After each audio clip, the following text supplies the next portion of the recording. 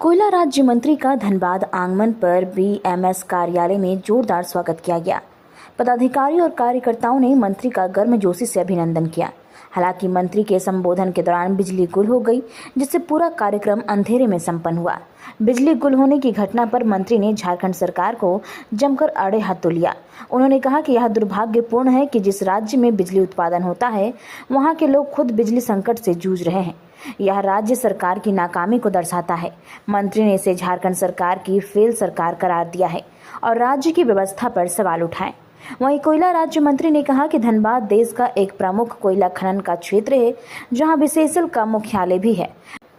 मंत्री ने अधिकारियों के साथ उत्पादन बढ़ाने और नए खदान खोलने की योजनाओं पर चर्चा की बात कही। इसके साथ ही मंत्री ने झरिया क्षेत्र के पुनर्वास को लेकर भी बड़ा बयान दिया। उन्होंने कहा कि झरिया एक्शन प्लान की समीक्षा जल्द की जाएगी। इस योजना के तहत विस्थापित परिवारों के पुनर्वास को तेज किया जाएगा। मंत्री ने बताया कि प्रधानमंत्री के नेतृत्व में अधिकारियों के साथ पहले ही मैराथन बैठक हो चुकी है, जिसमें इस क्षेत्र के सभी मुद्दों पर चर्चा की गई थी। उन्होंने आश्वासन दिया है कि झरिया एक्शन प्लान का लाभ जल्द ही विस्थापित परिवारों को मिलेगा। मंत्री ने कोयला उत्पादन बढ़ाने के साथ साथ सामाजिक सुधारों पर भी जोर दिया है, जिससे स्थानीय समुदाय को अधिक लाभ पहुंचे। अरे हमारे मंत्रालय का यहाँ अभिन्न पार्ट है, यहाँ बीसीसीएल का हेडक्वार्टर है और 3 सब्सिडरी मेरा यहाँ काम करता है, ईसीएल, बीसीएल और सीसीएल।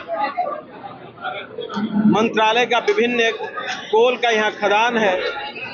तो एक तो उद्देश्य है वहाँ आके समीक्षा करना कि किस हद तक हमने लक्ष्य प्राप्त किया है और आगे लक्ष्य क्या है और आम मजदूरों की क्या समस्या है और आप कोयला खदान से जो कोयला निकालने में कितनी परेशानियां होती है, किस किस का अभी जो नया खदान चयनित किया गया है उसमें किसका किसका आप एनओसी मिल चुका है, इसको सबका सर्वे और सबका ब्रीफिंग करेंगे हम लोग।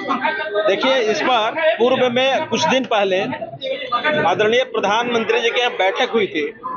उसमें नीति आयोग और तमाम डेवलपमेंट के पदाधिकारी को चिन्हित किया गया था और आगे कुछ दिन ही पहले यहाँ तमाम पदाधिकारी कैंप किए थे और एक एक विषय को बड़ी बारीकी से देखा जा रहा है। बहुत जल्द उसको धरातल पे उतारा जाएगा। गवर्नमेंट से बात करके कि उस पर रोक लगे। उनका स्वागत था और कुछ जलन समस्या था जिसको उनको दिया गया, जो बीसीसीएल में बहुत दिन से पेंडिंग है। मुफ्त जमीन का मामला, जमीन के चलते परियोजना में विस्तार नहीं हो रहा है और जो लोग पहले जमीन दिए हैं उनका नियोजन तो हो गया, लेकिन उनको कंपनसेशन नहीं मिला। कुछ लोग रिटायर हो गए, लेकिन आज भी उनका नहीं मिला। ये सब ज्वलन जो समस्या था उस पर उनका ध्यान आकर्षण कराया गया है। आश्वासन तो उन्होंने कहा है कि मंत्रालय जाकर सबको देख के हम इस पर उचित फैसला लेंगे।